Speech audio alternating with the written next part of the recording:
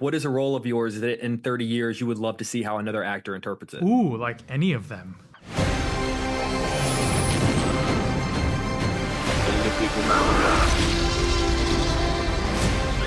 Where we're going, we don't need roads.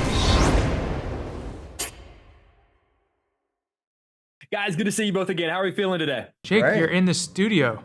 No, this is my apartment. Oh, it is. You're living right. Yeah, here in Chicago. I've never seen this background. It's a new apartment.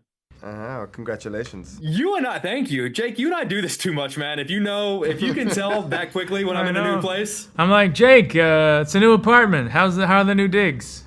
Jake, I'm going to start with you. I know obviously this version of the story is based more on the book than the Harrison Ford movie, but when you're playing a role that you know someone else has played before, is there any value as an actor to just pop in a DVD of that movie just to see what the hell Harrison Ford did with it before you? Like get lazy and just be like, yeah, I'll just do the scenes If the way anything, he to did know them. what just to avoid. Why not? It's like, yeah. No, I think like OT and I both come from the theater, and I think in the theater you're constantly playing roles that other actors have played. Yeah.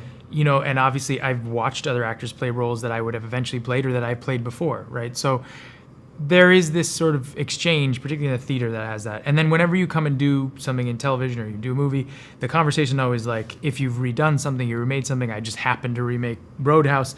That's this sort of similar conversation. And to me, it just feels natural. I mean, we are different. We're not going to be the same as the people who did it, and our interpretation and our reasons for wanting to do it are maybe there are similarities, but they're different. And this is a completely different take. So no, the answer to that is no. But I think Harrison Ford is fantastic and like one of my favorites. So you know, and I love the film, and Sidney Pollack is extraordinary too. So I mean, you know, you're following in the footsteps of some greats, but you know, David Kelly and J.J. Abrams are behemoths in their own right. For sure. A quick, silly follow-up. What is a role of yours that in 30 years you would love to see how another actor interprets it? Ooh, like any of them. Yeah.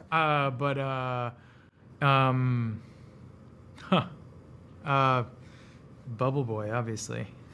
Give the people what they want. That's what's going to bring Daniel Day-Lewis back. Give the actors what they want. Right. Obviously, a role Actors that what they they want. are all dying to try and replace. Yes. So, like, yeah, you know, Let's do that it. next generation, I can't wait to see the remake of Bubble Boy. I'm ready See for how it. goes. Obviously, I'm talking to you guys from Chicago, and our city is a major part of the You're show. And talking to us from your new apartment. which you guys are welcome to anytime, by the way. Thanks, Jake. But Yeah, I know- Jake might not, but just expect me.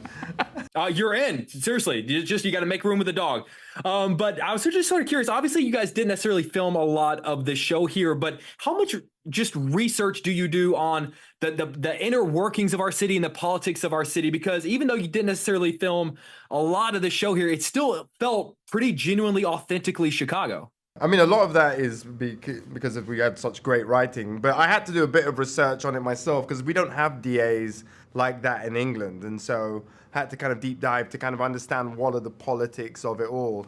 But at the end of the day, it's really more about the relationships between people and the stakes of, you know, life and death, literally. So, you know, I tried not to get too bogged down in the weeds of it, but I imagine you had to do... I mean, ultimately, state to state, things are different, but the trials that the trial that we're all dealing with in the show is, you know, pretty standard, with the exception of like variations in different things, how court's set up and things like that. In terms of why the show is so great, it's because it's set in Chicago. That's basically the reason. Chicago is great.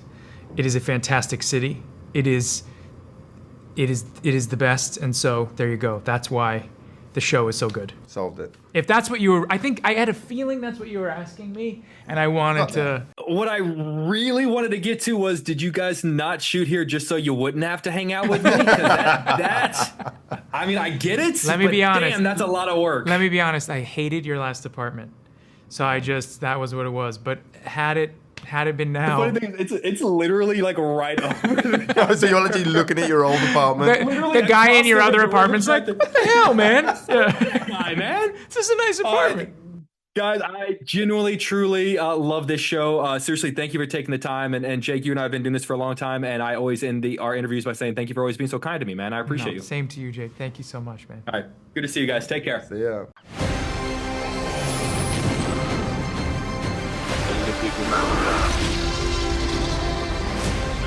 Where we're going, we don't need roads.